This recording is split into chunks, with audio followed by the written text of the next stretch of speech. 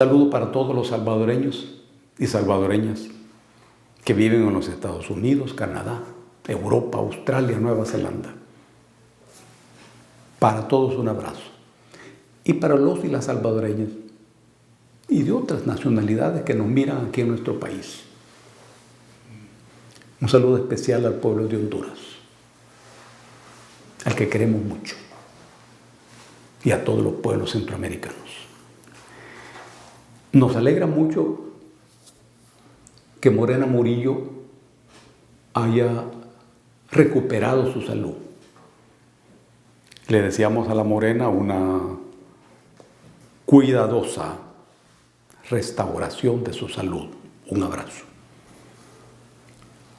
El otro martes vamos a presentar el libro de poemas Desde la Ventana, de Sandra Gutiérrez, una poetisa de Santana.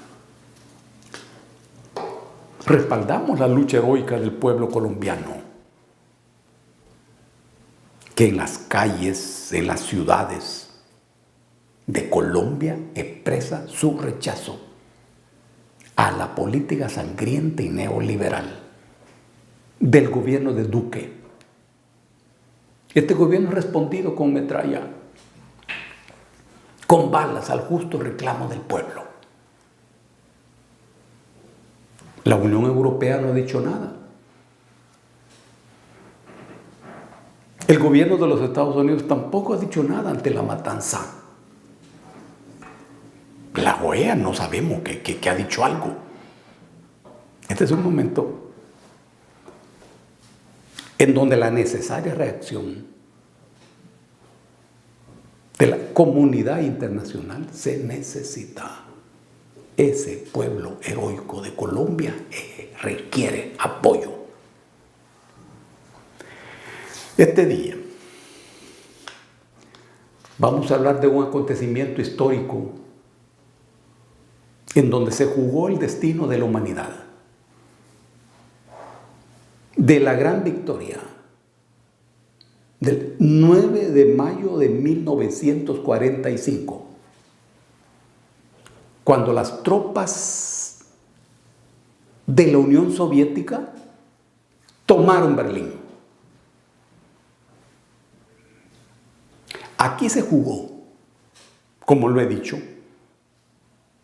el destino de Europa mismo, el destino de Alemania, de Francia, de Inglaterra, de Italia, de Austria, de todos los países europeos a quienes el ejército nazi alemán había derrotado.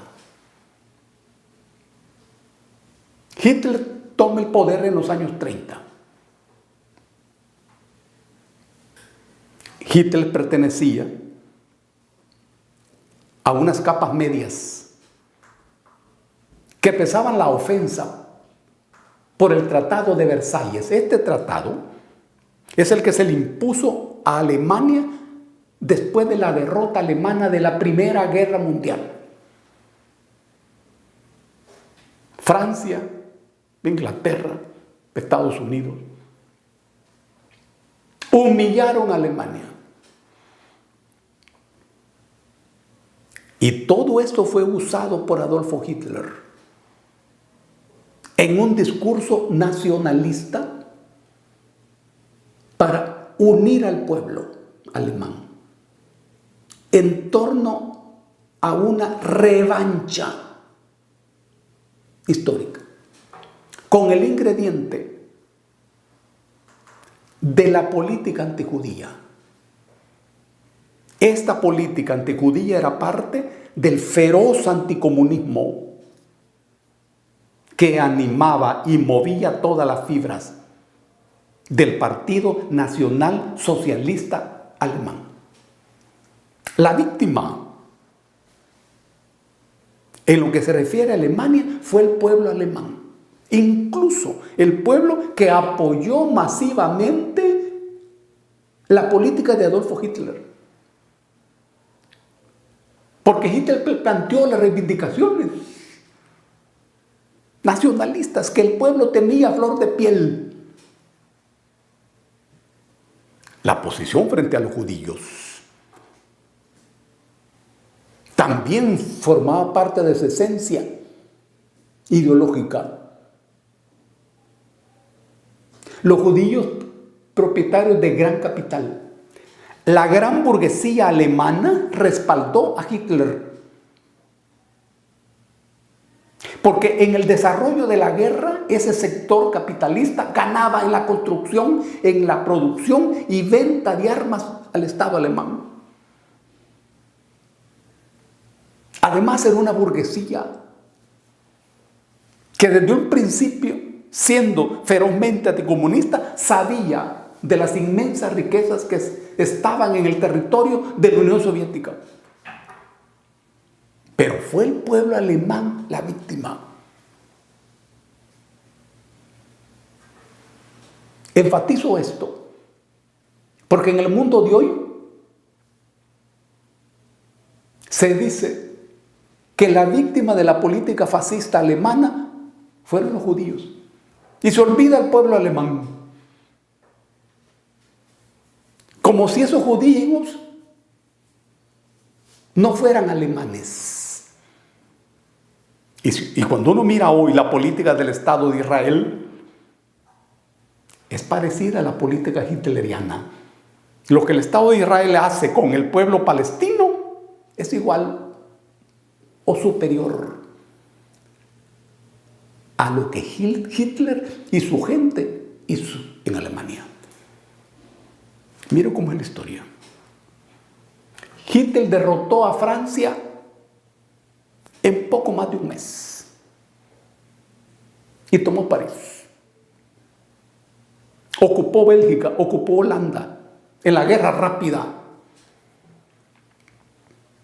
También Noruega, Austria. En 1939 ocupa Polonia. Pero el golpe era hacia la Unión Soviética. No solo por el anticomunismo feroz, sino porque Alemania en su territorio no tenía los elementos necesarios para desarrollar una guerra de larga data, de largo alcance. Los elementos materiales para esa guerra estaban en el territorio de la Unión Soviética. De tal manera que el ataque contra la URSS era inevitable. Y Occidente sabía eso. Pero Occidente también tenía interés en derrotar a la Unión Soviética. Churchill, de Inglaterra, también ferviente anticomunista, soñaba con eso. ¿Por qué Occidente no pudo pactar con Hitler? Es que Hitler no pensaba en ese pacto, sino en hacer de Alemania el centro de un poder internacional todopoderoso que sometiera a esos mismos países europeos. Planetario, poder planetario. Incluso Sudamérica estaba contemplado en esos planes, pensado como una zona de producción de cereales y de alimentos. Soñaba con un poder mundial. Por eso, el 22 de junio de 1941, los ejércitos nazis alemanes invaden la Unión Soviética. Hitler había dicho que derrotar a los soviéticos iba a durar unas 4 semanas. Y el plan Barbarroja, diseñado con ese objetivo, estaba pensado para que durara mes y medio. Pero desde un principio, los generales alemanes supieron que no era así. La fortaleza de Brest-Litov, situada en Bielorrusia, resistió un mes después de la invasión. Las tropas alemanas tuvieron que dejar esa fortaleza y siguieron avanzando. En las paredes de la fortaleza de Brest, los soldados soviéticos escribieron: vamos a morir, pero no nos rendimos. Cada metro que los nazis avanzaban en territorio soviético les costaba inmensas cantidades de sangre y de vidas. Tanto que los generales alemanes recomendaron a Hitler retirarse, porque no era como ellos lo habían pensado. En esa guerra entre los nazis y la Unión Soviética se enfrentaron dos formas de vida, dos economías, dos políticas y dos filosofías: el socialismo y el capitalismo. Ese es el fondo. La Unión Soviética fue invadida y ocurrió en 1941 lo que ocurrió en 1812. Cuando en junio de 1812 Napoleón Bonaparte invade Rusia. Era la Rusia zarista, con un ejército de más de 150,000 hombres. Pero no tocó San Petersburgo, se dirigió directamente a Moscú. En ese momento, todo el pueblo ruso se unió contra el invasor. Y los mismos terratenientes, los mismos zaristas, empezaron a organizar la guerra de guerrillas. Guerra de guerrillas en toda la ruta para desangrar al ejército invasor francés. En la batalla de Borodino, en agosto de 1812, chocaron los dos ejércitos. Tolstoy lo cuenta en La Guerra y la Paz y afirma que fueron derrotados los franceses. Pero el ejército ruso perdió ahí más de 50,000 hombres y se retiró a Moscú. Y no defendió Moscú. Los franceses toman control de Moscú, pero nadie los recibió. La experiencia de Napoleón Bonaparte era que en las ciudades que tomaban, las autoridades lo recibían como héroe. En Moscú no. Las grandes familias oligárquicas, zaristas y terratenientes, que eran franceses, que hablaban en francés, algunos de los cuales no sabían hablar ruso porque decían que era el idioma de campesinos analfabetos, esos mismos se unieron en defensa de la patria. Y nadie recibió a Bonaparte y le dieron fuego a la capital, a Moscú, para que el enemigo no tuviera nada de ventaja. Un mes estuvo ahí Bonaparte e inició la retirada en medio de la guerra de guerrilla. Kutuzov, Mikhail Kutuzov, que era el general jefe de los ejércitos rusos, sabía eso. Y atravesó el río Beresina Bonaparte con cerca de 70,000 hombres. 2 años después es derrotado. 2 años después. Rusia fue clave en 1812 de la derrota de Bonaparte. Ahora bien, en 1941 ocurre lo mismo. Pero esta vez las tropas alemanas nazis se dirigen a Leningrado y a Moscú. En Moscú son derrotadas. Sorpresivamente. Y Hitler había organizado reuniones diplomáticas para asegurar de antemano la gran victoria tomando Moscú. Fracasa. Aparece en escena el general Mikhail Zhukov, siberiano. Usó en la defensa de Moscú tropas siberianas. Y llegaron como a 30 o 40 kilómetros de Moscú, en algunos lugares. Cerca de Tula y cerca de la posesión de Tolstoy, que se llama Yasnaya Poliana, están las cruces que marcan el lugar donde llegaron las tropas nazis. Ahí son derrotadas. Y Hitler a esta altura necesitaba petróleo. No tenía. minerales, bienes, y se dirige a Stalingrado. En 1942 es derrotado en Stalingrado, y esta es la batalla estratégica más importante de la Segunda Guerra Mundial. Von Paulus, que es el jefe del sexto ejército alemán, es tomado prisionero en Stalingrado. Y von Paulus había sido el que diseñó el plan Barbarroja. Esta derrota es la más estratégica de la Segunda Guerra Mundial.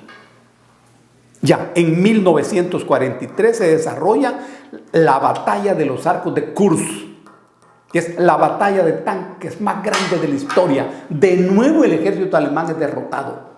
Y ahí se inicia la ofensiva del ejército soviético hacia Berlín. Y en mayo de 1945 cae Berlín. La Unión Soviética, con un alto costo, 25 millones de bajas, salvó a Europa y también al mundo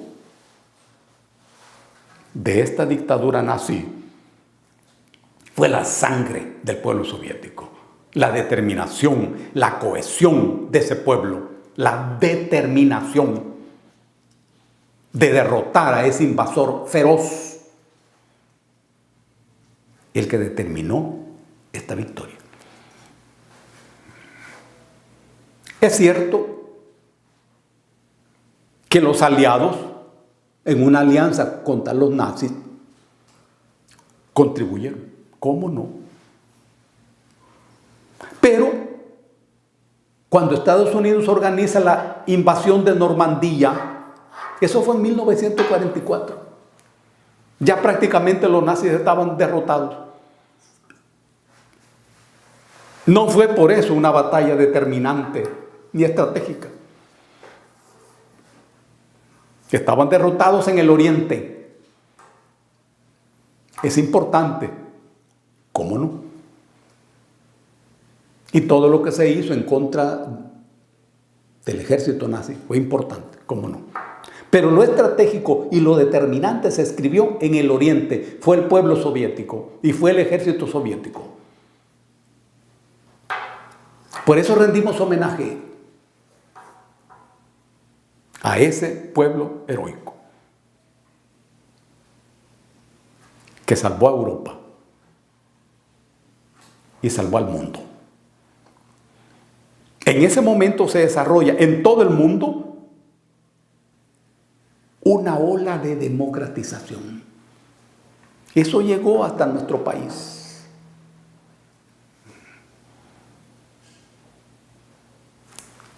Un año antes en nuestro país había sido derrotada la dictadura de Maximiliano Hernández Martínez.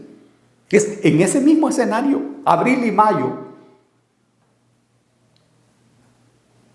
de 1944. Las noticias informaban de la derrota de los nazis alemanes y de la victoria de la Unión Soviética. Pero la dictadura se les arregló. Porque se anunció una campaña electoral donde el pueblo llevó de candidato al doctor Arturo Romero. El pueblo masivamente era romerista.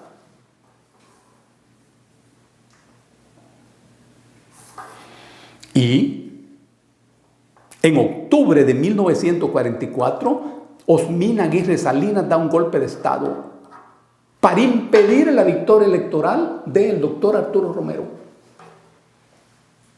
E impone como presidente a Salvador Castaneda Castro. Este gobierno títere de Castaneda Castro termina en 1948 con el golpe de los mayores. Y ahí termina la dictadura. Todos estos acontecimientos en cierto modo tenían inspiración en la derrota de la Alemania nazi. Ahora bien, una vez derrotada la Alemania nazi, se inicia la llamada Guerra Fría. Porque Occidente era enemiga de la Unión Soviética y ciertamente esperaba que Hitler desangrara a la Unión Soviética,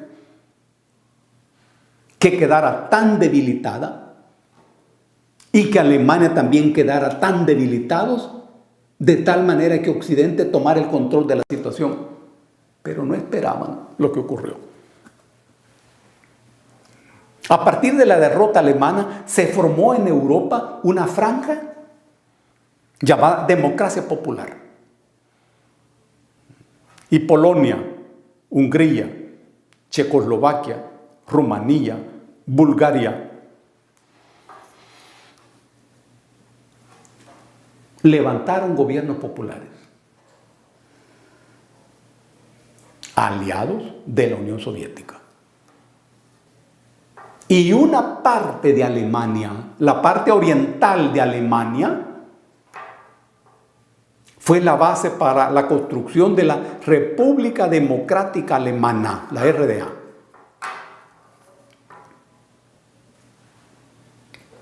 Por supuesto que Occidente no iba a aceptar eso y no lo aceptó. Y empezó en el mismo momento en que termina la Segunda Guerra Mundial la construcción de las condiciones para la Guerra Fría. Aparece la OTAN como el pacto militar de Occidente. Y todo este conglomerado de pueblos del oriente, de Europa, forma el Pacto de Varsovia.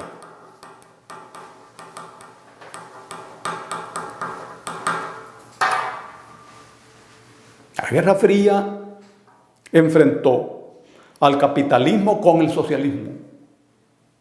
Bueno, era una guerra fría en el sentido de que las grandes potencias no estallaban en guerra. La URSS era una potencia atómica. Estados Unidos también. Y lo demostró lanzando bombas atómicas sobre los pueblos japoneses de Hiroshima y Nagasaki. Aun cuando Japón ya estaba derrotada militarmente. Y en ese momento la Unión Soviética todavía no tenía armas atómicas. Pero después sí. La OTAN y el Pacto de Varsovia. Pero las dos potencias no se enfrentaban atómicamente. En esos años, 1948, triunfa la Revolución China. Y China emerge.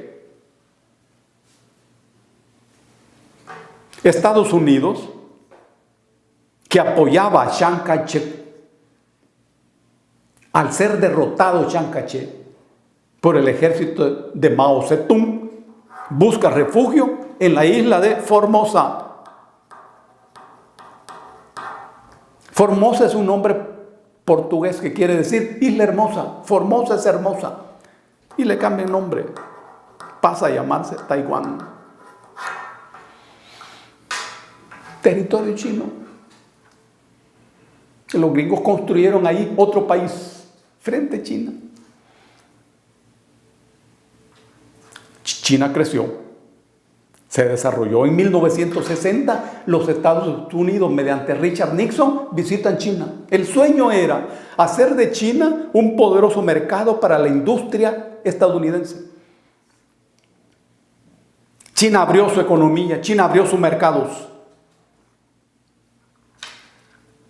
Y no solo Estados Unidos intervino en ese mercado, Occidente todo.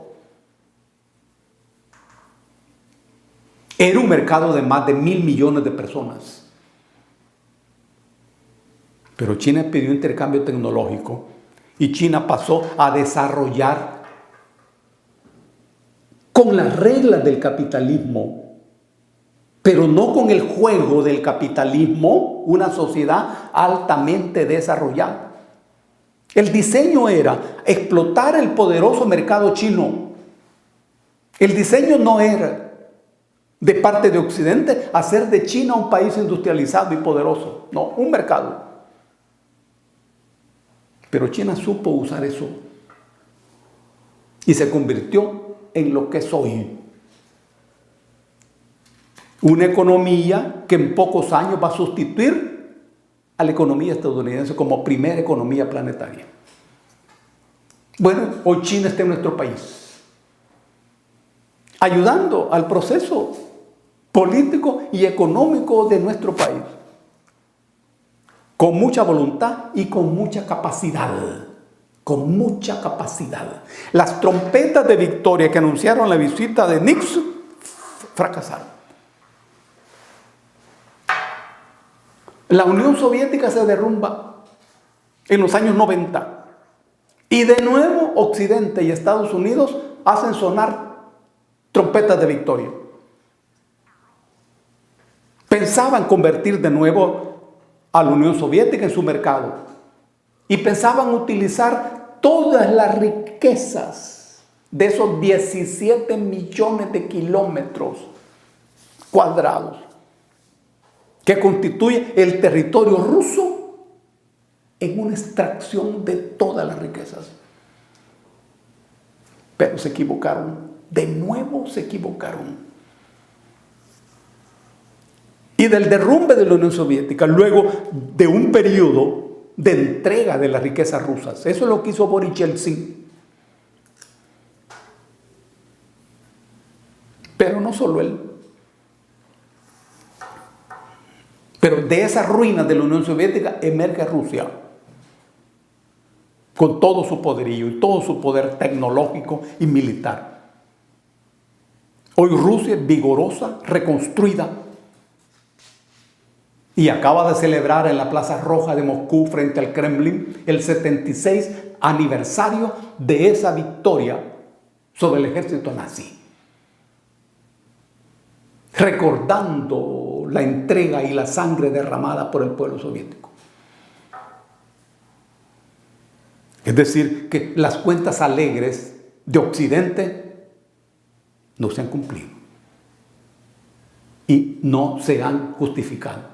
Y en el mundo hay, por eso, un movimiento de placas tectónicas orientadas a la construcción de nuevas correlaciones de fuerzas. En el mundo hay ahora un mundo multipolar, diferente al mundo unipolar con el que sueña Washington. Acaba de estar en nuestro país el embajador de Rusia, que tiene su sede en Managua y atiende desde allí a Centroamérica. Se reunió con ex becarios salvadoreños en la Unión Soviética, con empresarios, con personalidades. Intercambió información de la Rusia actual y la disposición de colaborar con nuestro país en diversos órdenes. Ese es el mundo de hoy. Y eso tiene que ver con la victoria del pueblo soviético sobre los nazis alemanes. Rendimos homenaje a esa victoria. Rendimos homenaje a ese pueblo, a sus héroes y a sus mártires. Un abrazo para todos y para todas.